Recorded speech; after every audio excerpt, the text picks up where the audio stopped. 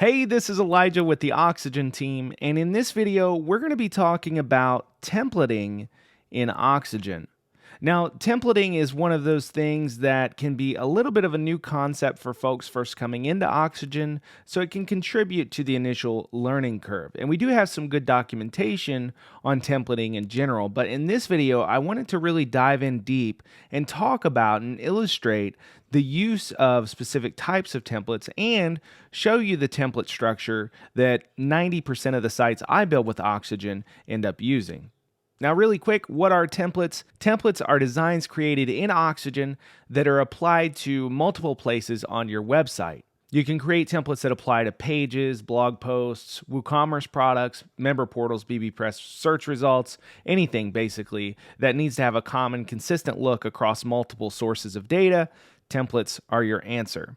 Now, that's not to say you can't design things in a bespoke manner. For example, if you want to have a single page that uses no templates and looks completely different from the rest of your site, you totally can do that. But the typical WordPress site that you're building with Oxygen should have a consistent look across all the pages. So that's where templating comes in handy and keeps you from doing too much work repetitively to keep things consistent.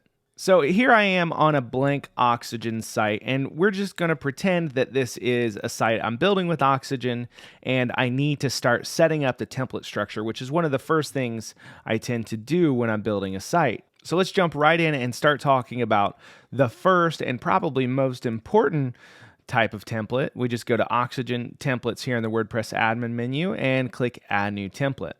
Now, this first template that I put on most Oxygen sites is going to be called Main. And this template is going to be assigned under where does this template apply. We're going to go to Other, and we're going to choose Catch All. So this template will apply to everything that doesn't have a more specific template applied to it. So if it's a page that maybe didn't have a template applied to it or something that fell through the cracks, you're still going to get it rendered with this template. And that's why this is where we put our header and footer, because we want those to be global across our entire site. You can also put things like modals or code blocks. Anything you want to be global on your site should go in your main template. And let's just talk really quickly about these other options here. Inherit design from another template. We're going to use that in a minute, but the main template should never inherit from another template as a general rule. And then template priority. So this basically helps resolve conflicts between two templates that could apply to the same thing. So if I have two main templates, whichever main template has the highest priority here, so let's say we put this to 1, this template would then win out over another identical main template applied to other catch-all. But in this case, the main template rarely needs a template priority. That would be more for things like archive templates or other things. So let's just jump into this template, and we're going to whip up a design really quickly. So again, our main template is typically going to be comprised of 3 parts: the header, the inner content area, and the footer. Now, the inner content area is really interesting, so we'll dive into that a little bit more. But let's go ahead and build a header. So I'm going to use Header Builder.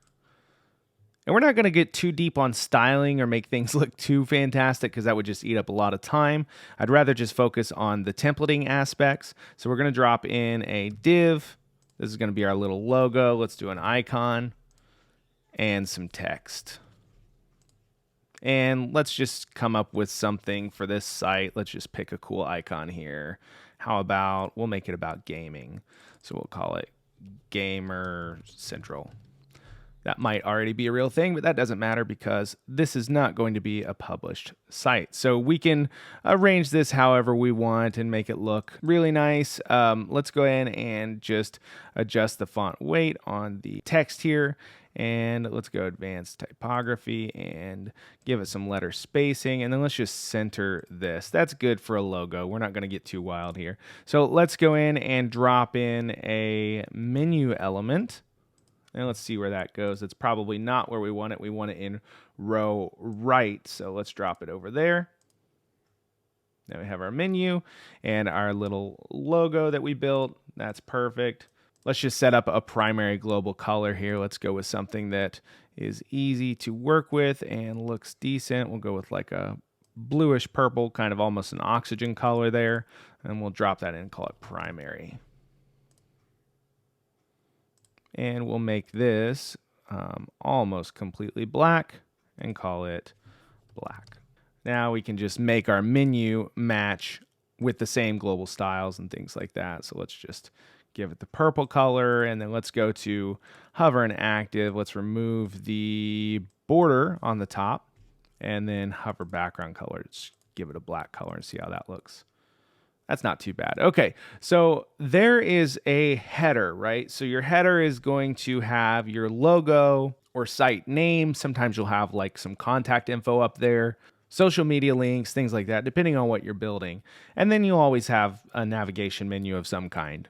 So that's section number 1 that needs to be in a main template. Now let's jump into the inner content area. So when you're in a template and you click add, you can search for inner content.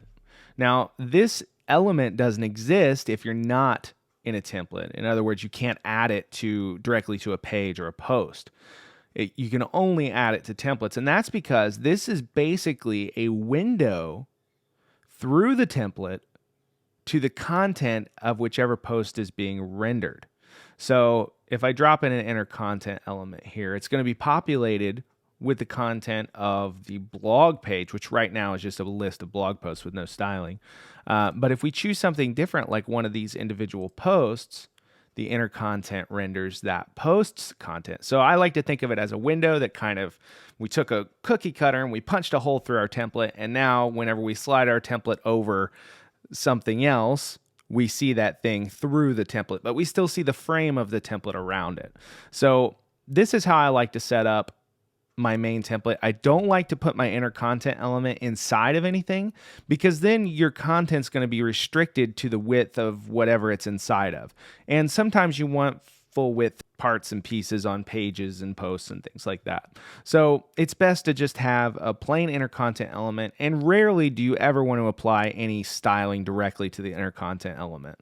So the final piece that we need is a footer. So you can build this however you want. A lot of people used to ask, where's the footer builder? Well, we don't have one because a footer is just a section or a div or something like that. So I usually just drop in a section. And if it's something really basic, I'll just drop in some text that says copyright and then the copyright symbol. And then insert data. This is the trick that a lot of people don't use because I see outdated copyright notices all the time. If we go to insert data and go to PHP function return value and use a function named date and the argument y, that's going to return the current year forever, and it'll never be out of date and will look like really, really good web developers and designers. So we probably should add the site name here as well. So let's drop that in here at the end. Gamer Central. Perfect. So now we have our footer. Now footers obviously typically have more things than this, but for this example, we'll focus on the templating here.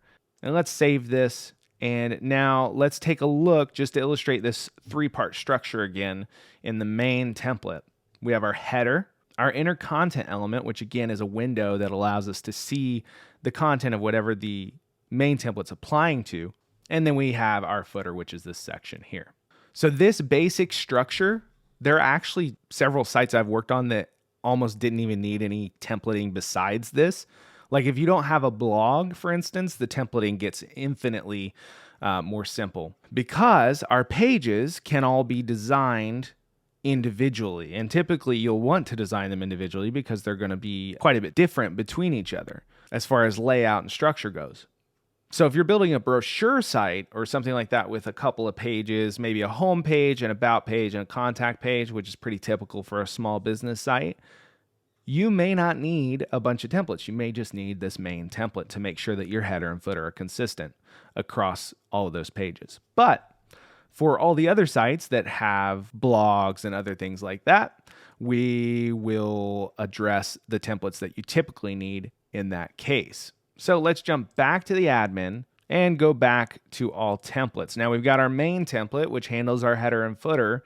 Now what's the next template we might need? Well, like I said, if you have a blog, you're going to have post archives. Now, An archive is a WordPress term that just means a page used to render a list of posts. And it's not an actual page, it's an archive. So you can't go to Pages and see it. It's actually handled by WordPress, but it needs to be rendered by Oxygen. So if you're building a site that has a blog, the next template I would add is an archive template. So this is going to be all archives, because you can build archive templates for specific types of archives. But generally, I find that it's sufficient to have one kind of catch-all archive template, because it's going to apply across all of this stuff. And even if you do have more specific archive templates, it's still good to have a generic archive template to catch the stuff you might not have applied a specific archive template to.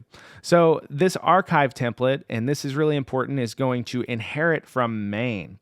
Now note, if you do not see the template you want to inherit here, that's because that template doesn't have an inner content element. It must have an inner content element to be inheritable. So because main has an inner content element, we see it in the drop down here and we can choose it. And the reason that is because the inner content element, again, is that window. When you inherit the main template, then instead of the post or page content coming straight through that window, you're getting the all archives template through that window.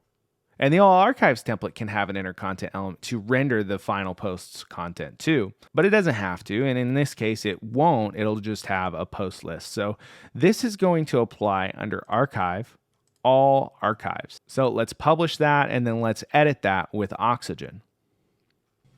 So here we are in the all archives template. Now, couple things to notice. We see our header and our footer at the top and bottom of the page, but where we had the inner content element is the area that we're allowed to add items in the all archives template, because we're inheriting that main template. So we're just going to set up a very basic post list here, because the archive is just going to render a list of posts that WordPress spits out when you visit specific URLs. So let's drop in an easy post element here. And one really important bit to remember, let's do something a bit more basic for the layout. We'll do list image on left, is that the query for an easy post element when it's on an archive template should always be default. If you set it to anything else, the archive template will not work properly, because it will use this query instead of the query that WordPress gives it. So that's a really common mistake that's easy to avoid. So use the default query basically all the time, unless you have some very specific need to use another query. So this is going to be our all archives template, and let's just go ahead and style the color of the title there just to make it fit in a bit more. And as you can see, it's rendering a list of posts, and that's because we're previewing the posts archive up here. There are other archives in WordPress, and we'll take a look at those, but this is basically what you need for an archive template. Now you can get a little more fancy with it and add a sidebar with other information, whatever you want to do, but typically an archive template primarily needs to contain an element that lists the post, and that can be easy post or repeater, but because I didn't want to design everything by hand, I went with easy posts. So now that that's set up, let's go back to admin. And let's look on the front end of our site. We've got two templates right now. And we don't have a homepage designed yet, which is why this is blank. But if we go to blog, our blog list is now handled by that all archives template, because we don't have a more specific template applied to this. So that's pretty great. It's going to cover most of our bases. And no matter where we go on the site, we're going to have our header and footer. And then just to show you how cool this all archives template is, if we go to posts and categories, we have a few different categories here, and we view one of these categories, well, guess what? It's rendered by that same template. So we've kind of thrown a few design blankets over our site in the form of two templates, and now pretty much everything should look pretty good and on brand. So let's go back to the back end of WordPress. Let's talk about our homepage versus our blog post index before we get into this next template type. So if we are in WordPress and we go to settings, reading, we have this option here. So by default, this is going to be set to your latest posts. And what that means is when you visit vid templating crashcourse.local or whatever your site is. With nothing else in the URL, it's going to show what's called a blog posts index. And it's kind of special in WordPress. You cannot apply an Oxygen template to it by choosing the home page necessarily. You have to choose blog post index. So that's important. But most WordPress sites are going to have, especially ones built for businesses and things like that, are going to have kind of a home page that is not a blog list. So they're typically going to be set up this way to show a static page. And you'll have a home page selected and you'll have a posts page. And this post page, whatever you choose here, then becomes your blog posts index. So if we go to the front end of the site, we're on the home page now. Note that we're on the root domain. And then if we go to blog, it goes to /blog because that's the page that we chose to have show the blog post list. So this is a pretty typical setup, but it is important when it comes to templating to understand how this works. So let's go to Oxygen templates, and we have an all archives template, which is a generic template that just shows a post list. Now we need to add a template that renders our blog post index, which is at /blog. So we'll call this blog posts index. And this one has a special rule that we need to choose for where does this template apply under other, and that is blog posts index. Again, if you try to style the default WordPress blog listing with any other template assignation, you're going to run into trouble. So because we have an all archives template that could apply to the blog posts index, as we saw previously, and now this one that applies to the blog post index, and they could be competing. Let's go ahead and give this template a template priority of 1 because in that competition, we want this template to win. And then let's set it to inherit main. And note, again, even though we have 2 templates, we can only inherit main because it's the only template with an inner content element. So now what we can do is we can publish that and edit it with Oxygen. And here we're going to use a similar setup to what we used for our all archives template. We're going to do a section, but now we're going to do a columns element, and we're just going to give ourselves a sidebar here. So we'll do like a 60/40. In the left-hand side, we'll add an easy posts element, and we're going to use that same list style with the image on the left as we used on the other template. And then over here, we can add some other stuff, like we would maybe call this an email sign up, like join our newsletter with a form or something like that, but we'll just mock it up real quick. We'll go to custom CSS. I'm just going to add some custom styles here so that we can make this look like a text input with 100% height, 32 pixels, border. We're going to add a 4 pixel border radius, not quite white for the border color, 1 pixel width, solid, and then we need to select that parent there and just make sure it's 100% width. Okay, so there we have like a little text input or whatever. You can put anything you want over here, but the point is we want this to look different than our generic archive template. Let's just add some margin below that. And then we can add another section, 100% width with like helpful links or something like that. So let's just do helpful links. And then we'll add a bunch of text links.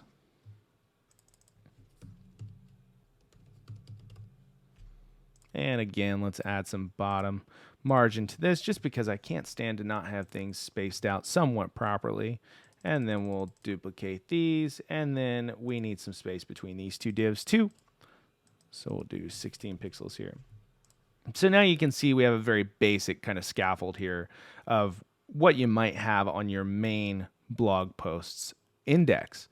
So if we go to the front end, we can now see how these work. And let's jump back to the admin as well. So we're on blog, and we have this template rendering our blog listing. And again, home is rendered by the main template, so we have the header and footer, but no page content. We'll look at that here in a minute. And then we go to blog, and we have the same header and footer because we're inheriting that template. And then we have the blog post's index template doing its work here on the inner content area. But the key is here, if we go to posts, categories, and go to something else that's an archive and view it, we're going to get that generic archive template that we have. So now we've covered a lot of bases, and we also have a unique design for our blog listing. So that covers pretty much every kind of archive that's going to be on your site. Now, you might want to apply or create templates for other types of archives, and you can totally do that by drilling down into these archive rules, and you can apply the template by taxonomy, terms, post types, authors, dates, etc. So sometimes you'll need to do that if you have a special post type, for instance, that needs to have its listing rendered in a specific way. You can choose post types and render that post type. But a lot of times you're not going to need to get that intricate with the templating. So the next type of template we need is going to become very obvious as soon as we click one of our blog posts and look at this mess. This looks terrible. So the next template we need to look at is the one that's responsible for rendering single posts. So let's go back to our templates, Oxygen templates, and we're going to add a new template. And again, this is going to be called pretty self-explanatory single post template. I like to name these in this way so that I know what they apply to just by looking at the names. And then this, of course, is going to inherit main, which most of your templates are going to inherit main unless you don't want the header and footer on a specific area or post type or archive. But as a general rule, every template we make after the main one exists is going to inherit main. And now we want to apply this to single posts. Now we have a choice to make here. We can apply it to all post types, which is a pretty safe bet. But in my case, I think I just want to go with posts. This is what I generally do because posts are going to have a very specific layout. And I might not want this template applied to pages, for instance. But if you have another custom post type that still needs to be shown in the same way, you can just check multiple post types here so that they're all rendered by the same template and you're not duplicating any work. So let's publish that and let's jump into Oxygen. And here we're going to do something kind of interesting. We're going to add a section. We're going to add a div. And again, we're going very basic with this design. This div is going to be set to 100% width, but with a max width of 768 pixels. And then on the section, we're going to center everything. Now, what does this template need to do? Well, it needs to render the content of a single post. So if we go to add, we can use an inner content element here to render the content of the single post. And we can actually drop that in to the div. And that'll work fine. But what I find I like to do on posts that don't need to be edited directly, for instance, you're typically not going to go into any post in your WordPress site and edit it with Oxygen. No, the content will live in the WordPress editor. So to avoid being able to edit it directly, instead of using an inner content element, because if we have an inner content element, we'll be able to edit these posts directly. We remove that and we add a text element. Instead, double click it, insert data, and choose content. This accomplishes essentially the same thing, but now when we go to an individual post in the back end, let's just go take a look. Posts. We will see this post is being rendered by an Oxygen template. To edit this post directly, add an inner content element to the template. And normally we'll see a purple button here, which we don't because Oxygen editing is locked currently because I'm already in the editor. But either way, this keeps us from editing something directly when we shouldn't, because on posts that are rendered by this template, all of our content should be in the WordPress editor, Gutenberg or Classic if you have that enabled. And that's an important point to drive home. Long form content really just doesn't belong in Oxygen. We don't have the tools to write it efficiently. And if you ever move away from Oxygen, you don't want all of your long blog posts that you worked really hard on tied up into Oxygen. You just don't want that. If all of your long form content is in Gutenberg or the Classic editor, then if you ever move away from Oxygen, this content lives on and will be rendered by whatever you move on to, whether it's a theme or another page builder. So to avoid lock-in, just keep your long-form content in the WordPress editor rather than writing it in Oxygen, which again, I think is inefficient anyways. So now that we have this rendered in here, I like to not center everything. It's a bad idea to center long form text content, so we can choose our div here and just make everything aligned to the left. So now we have our post content. So that is the most basic form of a single post template, and we're going to go with that. Now let's jump up to the front end and see what the real tangible effect of this was. Here we are on our blog post index, and we have multiple posts here, and no matter which post we click, we're going to see the content from that post. And actually, one thing I forgot to do, which is kind of important, is add a title here. So let's add a heading and bring it up to the top of this section. And then let's double click that, insert data, and drop in the post title. You're generally going to want a post title on your single post template. So let's make that kind of big. Now we can see things a little bit better. So we have this post here with all its content. Go back. Let's do this post. Starts with vel, and you can see the content there and the title. And we're using dynamic data, which is something that Oxygen provides that allows you to render data from an individual post. So even though this is all designed one time in one place, it adapts to whichever data source it's being applied to at a given time. So when you switch posts, the dynamic data elements adapt to the data from that post. And let's go ahead and add some size and spacing, some margin below that, 32 pixel. All right, so that is our single post template. So let's go to the front end of our site again. We just looked at the single post template, home, header, and footer, blog, showing a list of blog posts. If we go into here and say, well, for instance, let's add a text element here, and this is another dynamic data thing. We're going to click insert data and choose categories, tags, taxonomies. Choose a category, add a space dash space separator in case there's multiple. And then under size and spacing, let's add 32 pixels. So now we have a category listing here, which most blogs will have somewhere, whether it's on the blog list or on the individual template. And if we click one of those categories, our all archives template is kicking in. So everything's pretty much covered here. And if we go back and look at our Oxygen templates, this is just dead simple. It's very, very basic. We have our main template, which covers our header and footer and is inherited by all the other templates.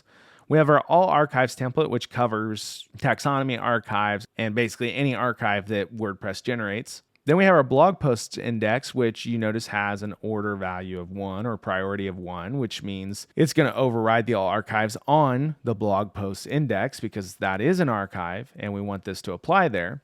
So that takes care of our main blog page or our home page if we haven't set a static home page. And then because people want to click and read posts, we have our single post template. So this really is the most basic setup required to really have a functioning WordPress site with Oxygen. And as you can see, it only takes a few minutes to set up. But there are a couple of other templates that you really need to have in general.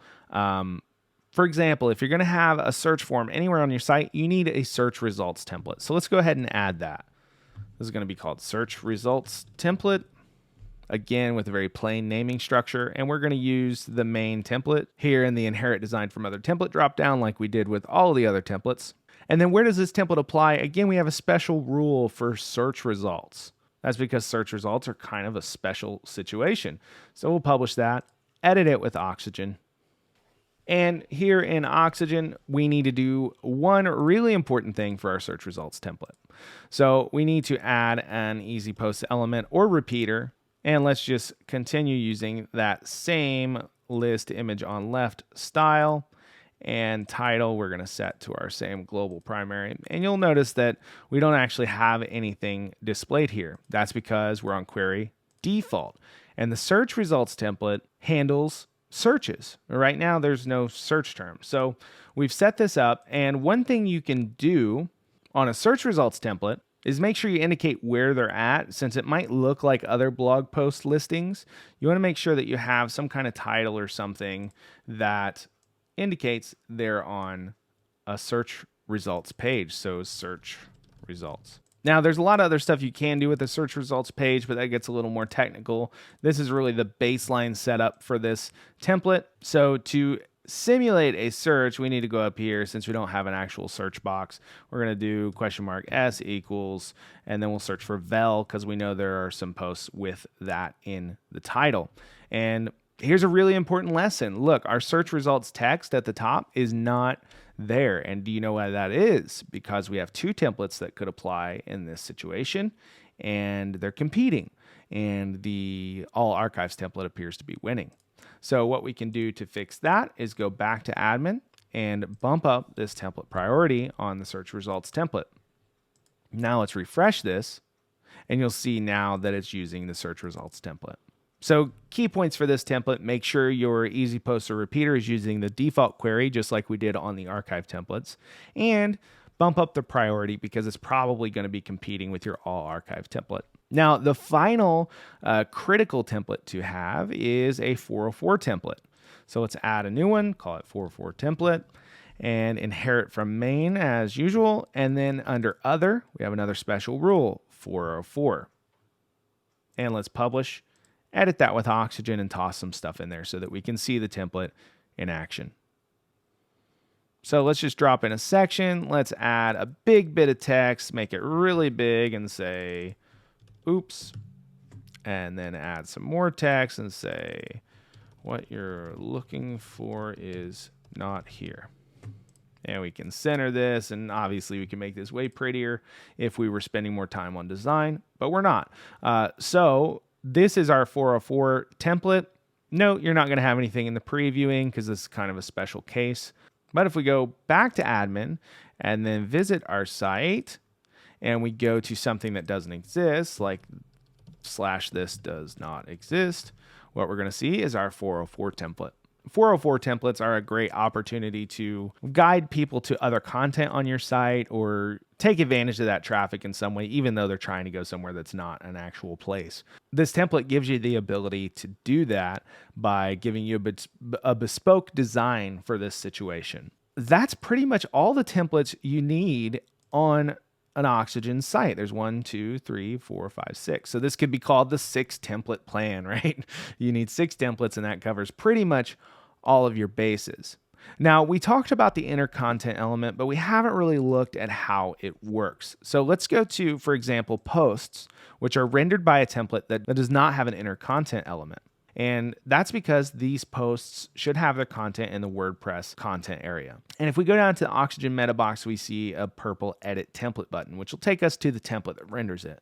But we're not going to be able to edit this post directly, which is good. In this case, we don't want to. We want our content in the WordPress content area. On the other hand, if we go to something like our homepage, which is also rendered by a template, but it's rendered by a template with an inner content element, we can then edit this post directly.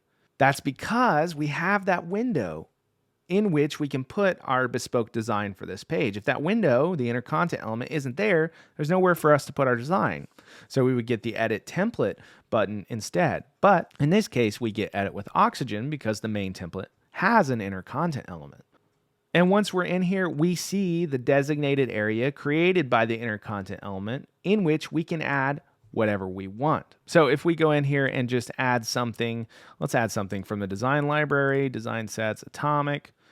Let's add a page. How about this? And then go to manage settings, global styles, colors, and just change our atomic colors to match our purple. Actually, we need to grab that hex code from over here and then go back over here, and just all these blues and teals and things, we'll just swap them out until everything looks on brand. So now we have all of our content here in this area that we can edit. We cannot go up here and edit the stuff from the main template. In fact, if we click anything from the main template, we get an open and edit template button on the left-hand side, which is great. But our bespoke design for this page just lives in this designated area.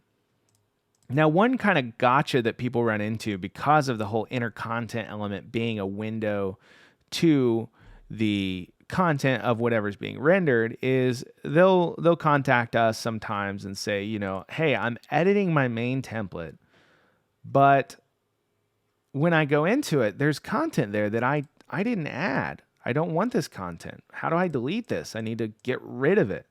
And that's really because they don't fully understand how the templating works. And hopefully this video will help with that. But I really want to drive home the fact that this inner content element is kind of magical, especially once you understand how it works. This content, when you're in the template, the main template, this content in the inner content element, which is what we have selected here, is coming from whatever you have selected in the previewing dropdown up here. So if we change to one of these posts, it's going to show the post content. If we change to blog, shows the blog post listing content, etc. So if you had multiple pages and say you had a page that had some content that you wanted to delete, but you were in the main template trying to do it, well, that wouldn't work. So it's important to remember the scope of where you're editing when you're working with Oxygen's templating. So again, we do have documentation that covers most of this on our site, but I wanted to create this video that kind of goes a little more in depth and explains the real world use case of Oxygen's templates, the inner content element, a little bit of dynamic data, and most of all, the essential templates that are required for the vast majority of WordPress sites you're going to build with Oxygen. Again, this is Elijah with the Oxygen team, and thank you very much for watching.